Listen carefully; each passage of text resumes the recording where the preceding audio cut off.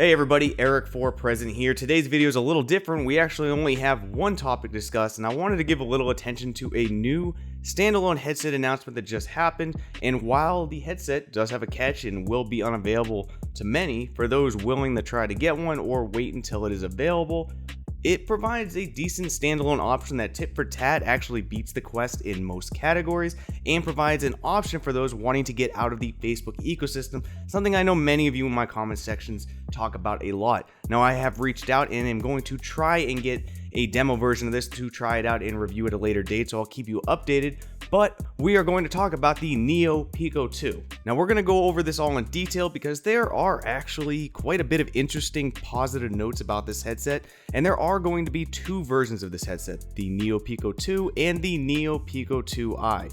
Both will sport 4K resolution, 2K per eye with RGB arrangement for that super extra clarity, 6 degrees of freedom, a 101 degree field of view with expandable SD storage, and to me most notably the Snapdragon 845, a step up from the Oculus Quest, and we have a lot more to discuss spec wise as well. Now one thing everybody knows about the Oculus Quest is it is quite front heavy. In fact, without the deluxe audio strap mod or any type of mod basically for comfort options to add a counterweight to the back or better security on the head, this is just not usable for long times. But if you pay attention to the Neo Pico 2 design, you'll notice something that addresses that right off the bat. You'll notice that they moved the battery to the back of the headset, counterbalancing it from the start. Look, it is a small detail, but the small details are actually pretty much adding up on my initial impressions for this headset. Now there will be built-in spatial stereo speakers, similar to the Oculus Quest, but let's talk about the controllers. The Neo Pico 2 does have 6 degrees of freedom tracking controllers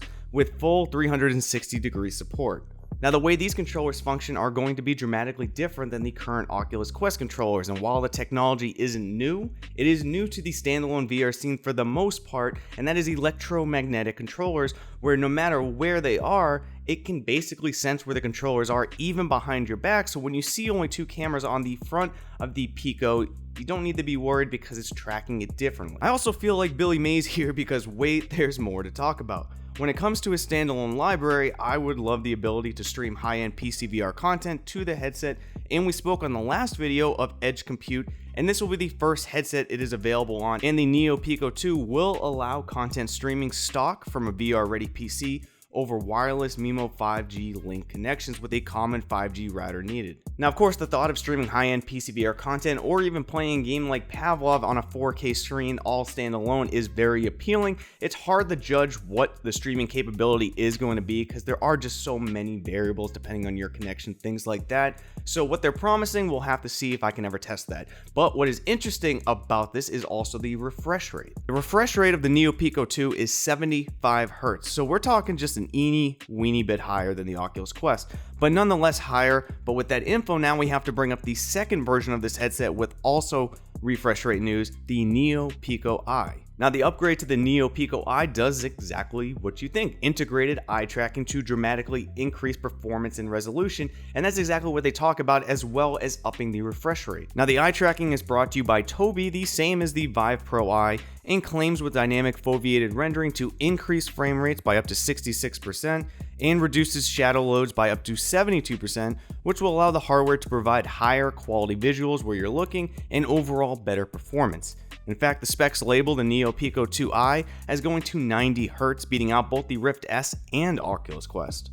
Now, of course, with anything that sounds too good to be true, that's usually a catch, and with this one, it is of course just business use at this time, so for those wanting to get it, we'll have to have a business associated with it, but it is likely down the line that this may become a consumer unit, something again to just give that option to get out of the Facebook ecosystem for a standalone headset that on paper will last a while by the technology on it and provides a tremendous amount of value. Now the Neo Pico 2 goes for $699 with the Neo Pico Eye going for $899, and when you compare that to other headsets like the Vive Pro Eye, well, that's a tremendous value proposition in a way. I do want to sum this up as this is not an Oculus Quest killer. I don't even want to pitch it like that. It is going to be for business first, and in fact, while it will have games, a large portion due to the software will be via streaming.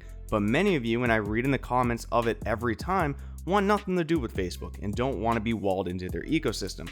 At least there is an interesting option that while will cost you to navigate to the highest model, it does get you out of that ecosystem with a hefty promise. Again, I am trying to get my hands on one of these to test out, that way I can let you know how they perform, but on paper, it is just a very, very interesting standalone headset, something that kind of piques my interest, getting a little better than the Oculus Quest on every model, especially the resolution of the screen. With eye tracking getting to 90 Hz would be fantastic for the standalone headsets out there. Let me know your thoughts on this, and also let me know if you enjoy videos with just one topic, a little bit deeper of a dive.